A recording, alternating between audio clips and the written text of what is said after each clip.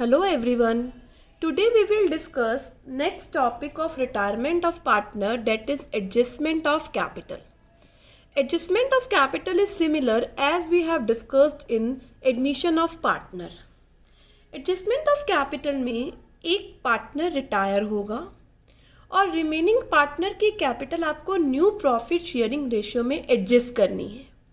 After adjustment आपको देखना होगा कि एग्जिस्टिंग कैपिटल कितनी है और न्यू कैपिटल कितनी है.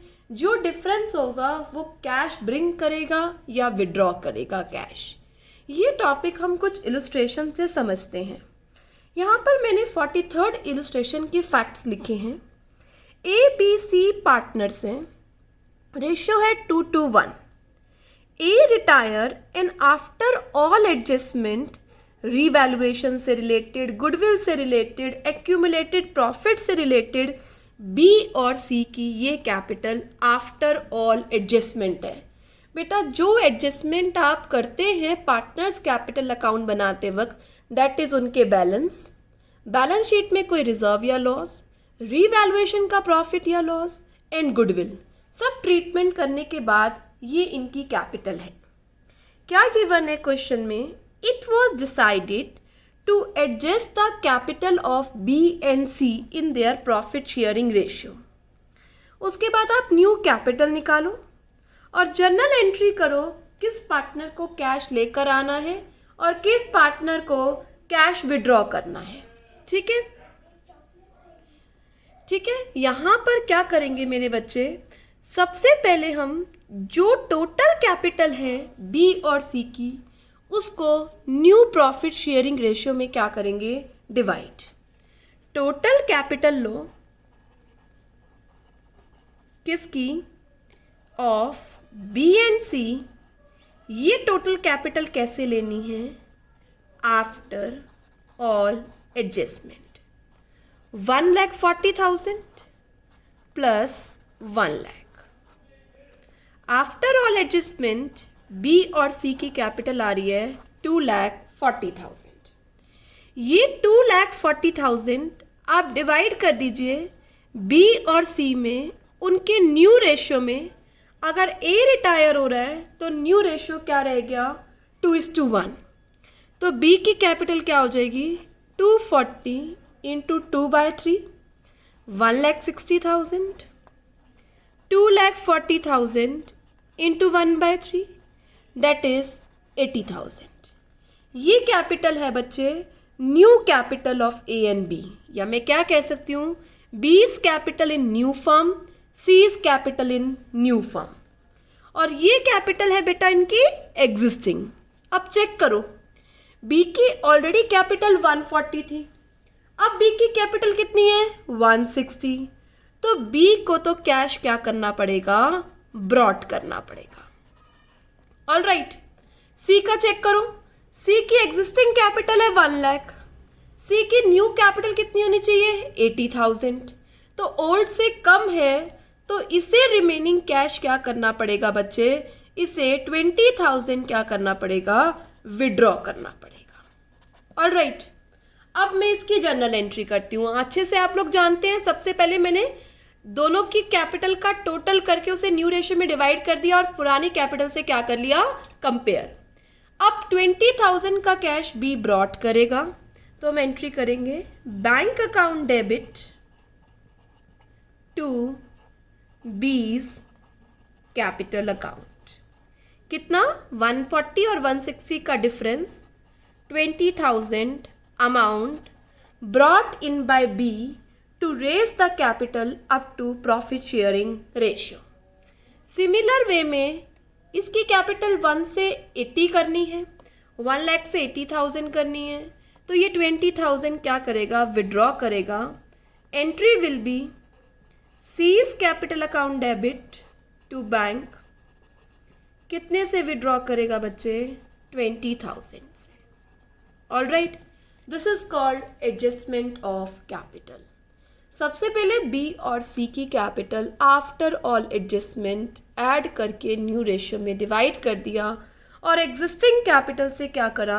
कंपेयर किया. एक इलस्ट्रेशन अभी और करेंगे इसी से रिलेटेड. अब आप करेंगे बेटा, पढ़िए. XYZ पार्टनर्स हैं, रेशियो है 3:1।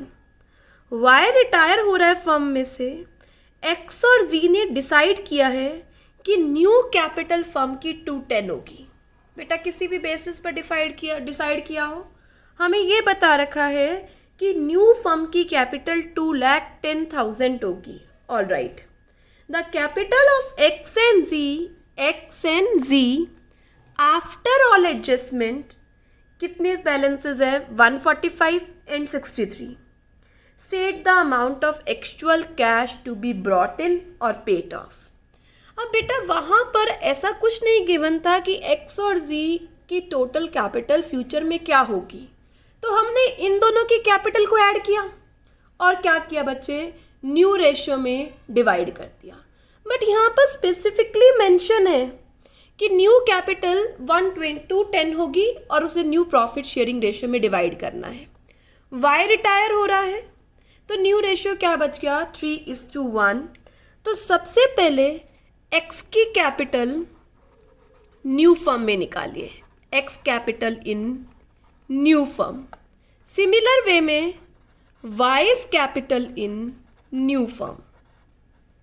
बेटा कितनी कैपिटल डिसाइड हुई है, 210। रेशियो क्या है, न्यू रेशियो 3:1, 3/4, 2,10,000 इंटू 1/4। पहले हमने 210 को 3:1 में डिवाइड कर लिया। अब चेक करो X की एग्जिस्टिंग कैपिटल क्या है। ये कैपिटल हमारे पास आ रही है 157,500। X की एग्जिस्टिंग कैपिटल ये है और ये कैपिटल हमारे पास आ रही है 52,500 और Y's की एग्जिस्टिंग कैपिटल बेटा कितनी बता रखी है, 63,000। अब इन दोनों कैपिटल का क्या करना है, मुझे कंपैरिजन करना है। करो बेटा, X की न्यू कैपिटल 157,500, ओल्ड कैपिटल 145। तो बच्चे आप देख रहे होंगे न्यू कैपिटल ज़्यादा है ओल्ड से, तो जो डिफरेंस होगा वो X क्या करेगा, एब्सोल्युटली करेक्ट बच्चे, वो X लेकर आएगा ताकि उसकी कैपिटल न्यू रेशियो के अकॉर्डिंग हो जाए। वेल डन बेटा। Y की कैपिटल ये है, होनी चाहिए और ऑलरेडी ये थी, तो Y की कैपिटल 10,500 से एक्सेस है according to its new capital, तो Y क्या करेगा बच्चे, विड्रॉ करेगा। आया समझ में बेटा? तो ये बेस कुछ भी कह सकता है, it depends upon questions adjustment. अब बेटा X ब्रॉट करेगा, लेकर आएगा, X क्या एंट्री होगी, well done, bank account debit to X capital account. कितने से बच्चे, 12,500। Y विड्रॉ करेगा, क्या एंट्री होगी, Y's capital account debit to bank 10,500। Hope you understand the concept of adjustment of capital. तो बच्चे बेस कुछ भी हो सकता है, उसे न्यू प्रॉफिट शेयरिंग रेशियो में डिस्ट्रीब्यूट करो। X और Z की कैपिटल आफ्टर ऑल एडजस्टमेंट्स निकालो और पुरानी कैपिटल से बेटा क्या कर लो, कंपेयर और चेक करो कि किसको लेकर आना है कैश और किसको विड्रॉ करना है। बेटा एक हम कॉम्प्रिहेंसिव क्वेश्चन करते हैं जहां मैं आपको ये पूरा कॉन्सेप्ट समझाती हूँ। आओ बच्चे, आप इलस्ट्रेशन नंबर 42 ओपन करो, हम एक एक चीज़ 42 की डिस्कस करते हैं। आप भी बच्चे फॉर्मेट बना लो, फिर हम लोग इकट्ठे स्टार्ट करते हैं और मैं आपके मार्क्स टेस्ट के कल तक सेंड कर दूंगी with answers. Leena, Madan, Naresh partners हैं। ऑल राइट बच्चे, लीना, मदान, नरेश और रेशियो है मेरे बच्चे 2:3। 31 मार्च को उनकी बैलेंस शीट गिवन है। आप देख रहे हैं बैलेंस शीट तो बहुत बड़ी है। मदन फर्म से रिटायर हो रहा है, M को मैं सर्कल कर लेती हूँ। रिमेनिंग पार्टनर्स ने डिसाइड किया है हम बिजनेस कैरी करेंगे और आपको भी पता है रिकॉन्स्टिट्यूशन में बिजनेस सेम चलता रहता है चाहे पार्टनर रिटायर हो या डेथ हो उसकी। It was decided to revalue assets and liability. At the time of reconstitution, it's necessary to revise the value of assets and liability. One by one कर deal करते हैं बच्चे।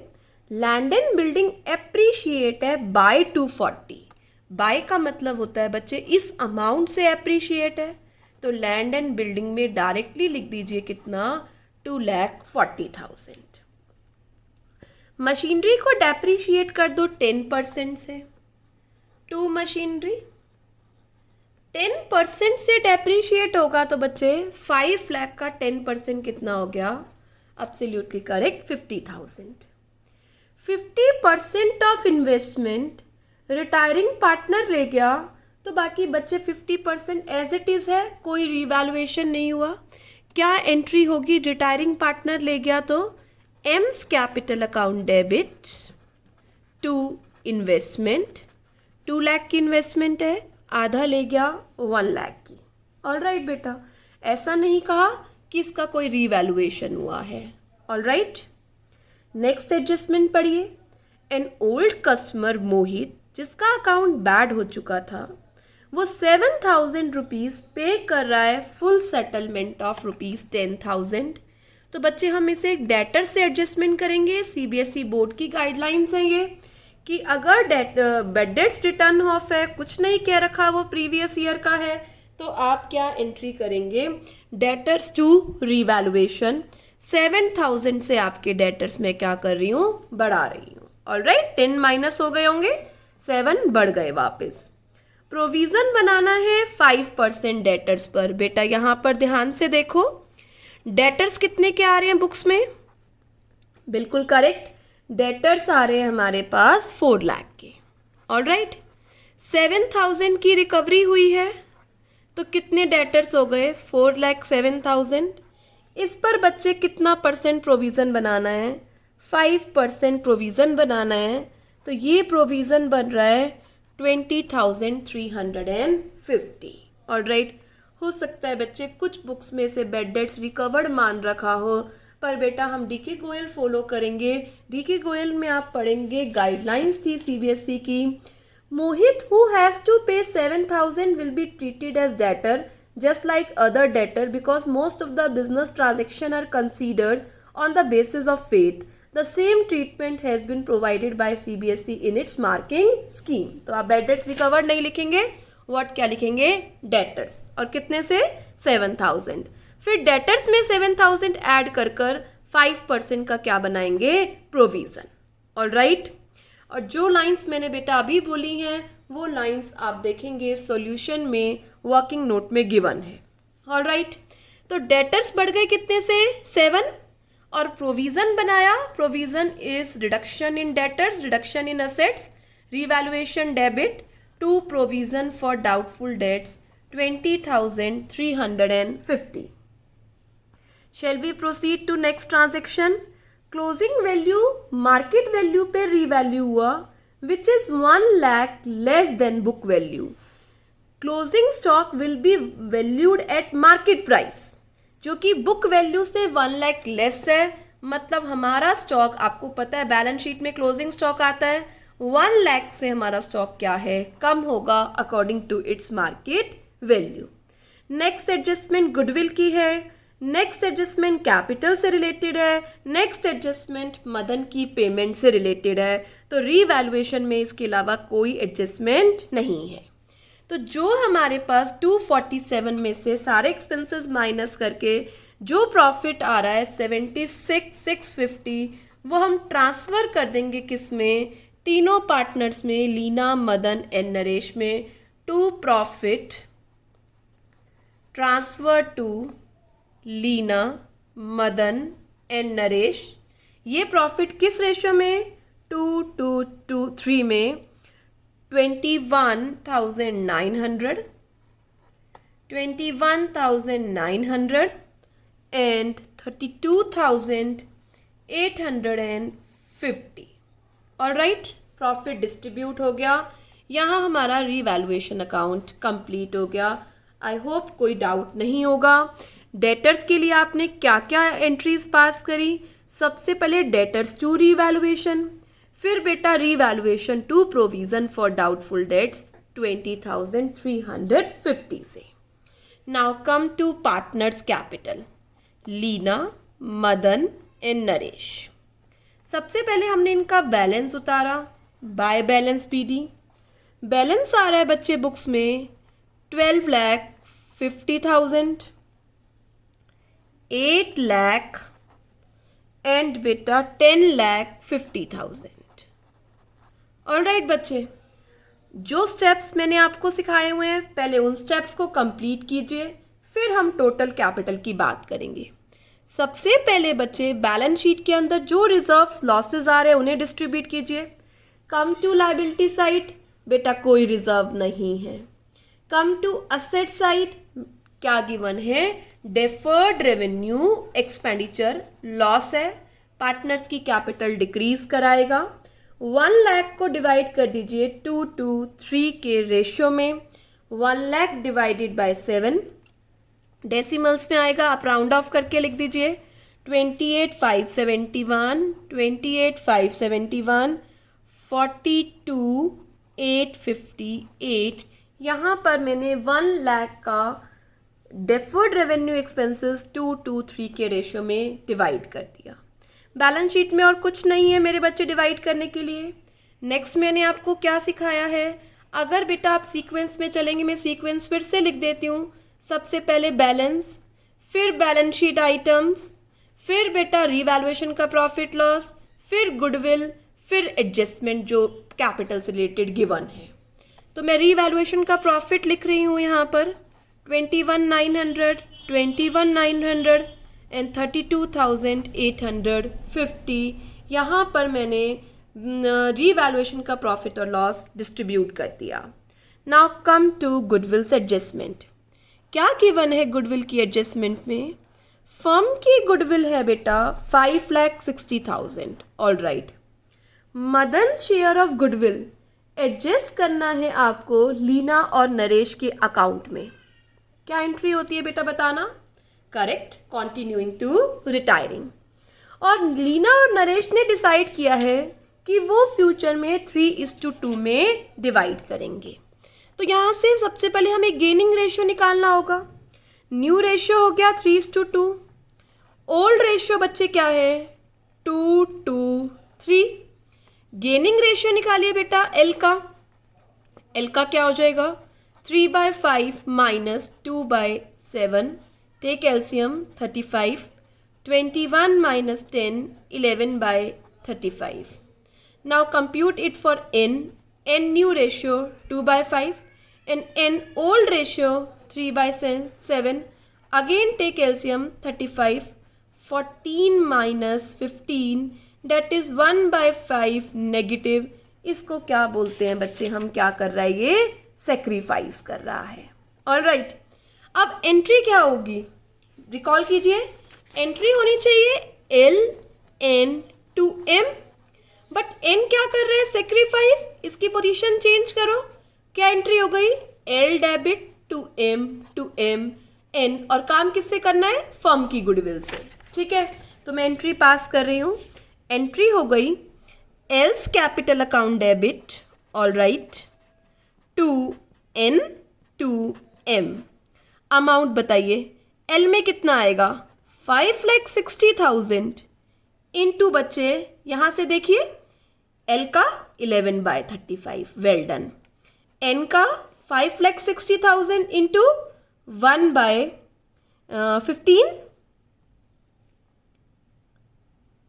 L कितना sacrifice कर रहा है 1/35, सॉरी 15 नहीं, इट्स 1/35।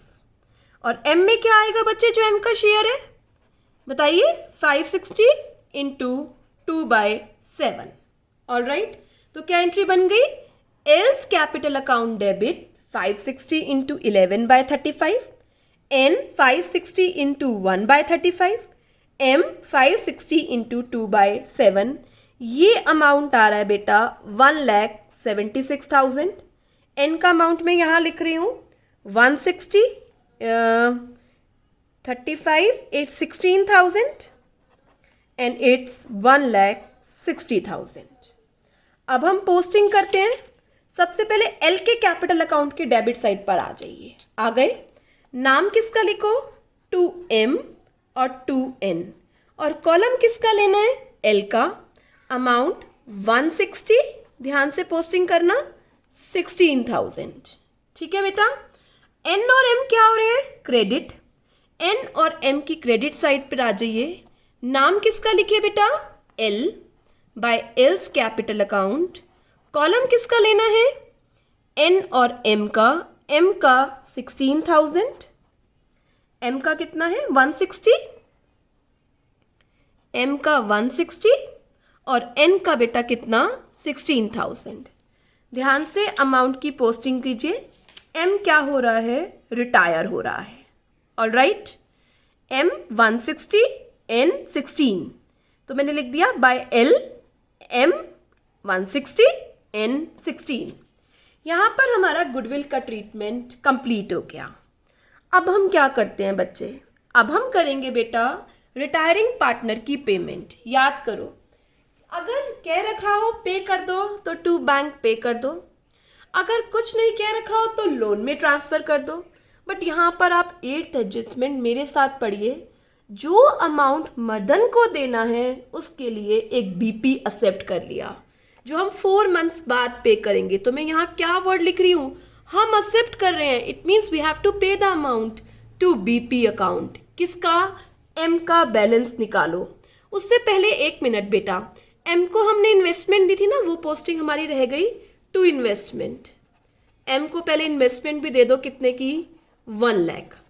अब 8 lakh plus 21,900 plus 160 minus this, जितना अमाउंट बचा वो किस में ट्रांसफ़र कर दो? उसके बीपी में, और हम उसको कब पे कर देंगे? 4 मंथ्स के बाद।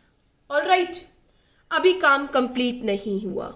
अब बैलेंस निकालो बाकी पार्टनर्स का, जो कि आपको निकालना आता है। इन दोनों को ऐड कीजिए, माइनस ये तीनों अमाउंट। ये अमाउंट आ रहा है 10,67,329, इसकी पेमेंट हो चुकी है। और ये अमाउंट आ रहा है बैलेंस का 10,55,992। ऑल राइट, अब पढ़िए बच्चे 7th एडजस्टमेंट। मैं यहाँ करके दिखाती हूँ आपको 7th एडजस्टमेंट। आप पढ़िए। टोटल कैपिटल न्यू फर्म की कितनी हो गई? 32 लाख, जो आपको लीना और नरेश के प्रपोर्शन में डिवाइड करना है। कौन से प्रपोर्शन में बेटा? एब्सोल्युटली करेक्ट, किस में? न्यू रेशियो में। तो 32 लाख इंटू 3/5 एल का हो गया, 32 लाख इंटू 2/5 एन का हो गया। ये कैपिटल 19,20,000, ये कैपिटल 12,80,000। वर्किंग नोट में दिखाना है। इसकी एग्जिस्टिंग कैपिटल है 10,67,329, इसकी एग्जिस्टिंग कैपिटल है 10,55,920। चेक करो बेटा, इसकी न्यू कैपिटल एग्जिस्टिंग से ज़्यादा है, इसकी भी ज़्यादा है, तो दोनों पार्टनर डिफरेंस क्या करेंगे? लेकर आएंगे। तो बताइए कितने कितने डिफरेंस लेकर आएंगे?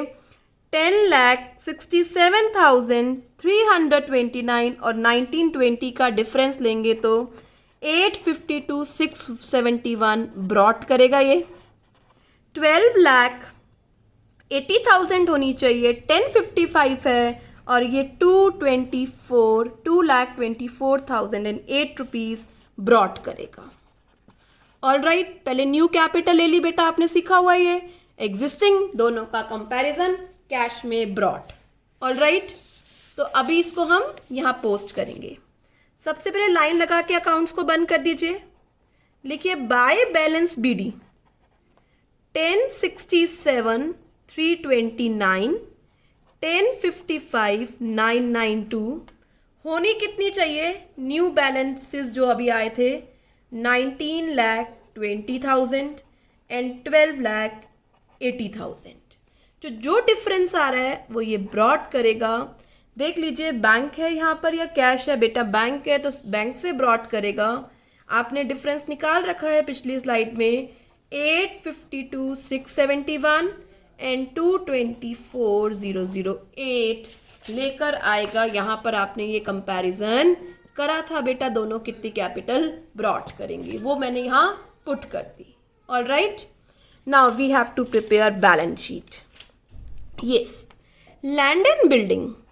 लैंड एंड बिल्डिंग में क्या कह रखा था, 240 से इंक्रीज है, 10 लाख की है, 240 से इंक्रीज 1240. मशीनरी मेरे बच्चे 50 से डिक्रीज है, 5 लाख माइनस 50, 4,50,000. फर्नीचर के लिए क्या गिवन है, कुछ नहीं बेटा, फर्नीचर एज इट इज़ कितना, 7 लाख. इन्वेस्टमेंट से yes, investment half retiring partner ले गया, half as it is. Next is closing stock, जिसकी वैल्यू 1 लाख से डिक्रीज हो गई है, तो क्लोजिंग स्टॉक 7 लाख पर आ गया. सन्ड्री डेटर 4 लाख था, 4 लाख में 7,000 आपने ऐड किया रिकवरी का, और 20,350 आपने provision for doubtful dates minus कर दिया. बैंक का अकाउंट बना सकते हैं, ये डायरेक्टली बता सकते हैं. क्या होगा बच्चे, बैंक में 80,000 ऑलरेडी है. यस, 85,2671 एक पार्टनर ला रहा है, 224008 एक और पार्टनर लेकर आ रहा है. हमने किसी को पे नहीं किया, ये बीपी है. अभी जब पे होगा तब बैंक में से माइनस करना. तो बैंक बैलेंस आपका आफ्टर ऑल एडजस्टमेंट 11,56,679 आ रहा है. कम टू बच्चे balance sheet liability side. Trade creditors कोई चेंज नहीं है, as it is 160. Bank OD बेटा, वैसे तो हम क्या कर सकते थे, बैंक से बैंक ओडी पे ऑफ कर देते, बट ऐसा कुछ क्वेश्चन में गिवन नहीं है, तो आप पे भी कर सकते हैं क्योंकि आपके पास सफिशिएंट बैंक बैलेंस है. आप एज इट इज़ भी रख सकते हैं. Both treatment are equally good. वैसे हमें पे कर देना चाहिए क्योंकि कुछ कह नहीं रखा है. बीपी, अभी एक और बीपी आ गया है जो आपने एक्सेप्ट किया है रिटायरिंग पार्टनर की पेमेंट के लिए. ऑलराइट बेटा, 4 मंथ्स में अभी हमें बीपी भी पे करना है, तो हो सकता है कि बैंक ओवरड्राफ्ट करके हम बीपी ना पे कर सके, पर सफिशिएंट अमाउंट है, अभी आप कर सकते हैं. नेक्स्ट आता है बच्चे लॉन्ग टर्म डेट्स. सेम है लॉन्ग टर्म डेट्स, कितने के, 4 लाख के. Employees PF same 76,000. एल और एन की कैपिटल, न्यू कैपिटल 19,20,000 एंड 12,80,000. बेटा आपने देखा यहाँ पर हमने बस एक ही चीज़ न्यू डिस्कस की है कि कैसे पार्टनर्स की कैपिटल को एडजस्ट करना है. जो बेस गिवन है उसमें न्यू रेशो में एडजस्ट कर दीजिए, एग्जिस्टिंग से कंपेयर कीजिए. हो सकता है कि पार्टनर को कैश लेकर आना हो, कैश लेकर आना होगा तो bank to partner capital account, और कैश लेकर जाएगा तो partners capital account to bank. Accordingly आप ये जर्नल एंट्री की पोस्टिंग कर देंगे कैपिटल अकाउंट्स में और फाइंड आउट करेंगे उनके adjusted balance. Today's homework is do question number 41, 42, 43 and 44. मैं आपको 4 क्वेश्चंस दे रही हूँ जो आज आपको करने हैं बेटा. कल मॉर्निंग तक इनमें जो डाउट्स हैं वो डाउट्स मुझे सेंड कर देना. Hope you understand adjustment of capital. Good bye student, take care of your self.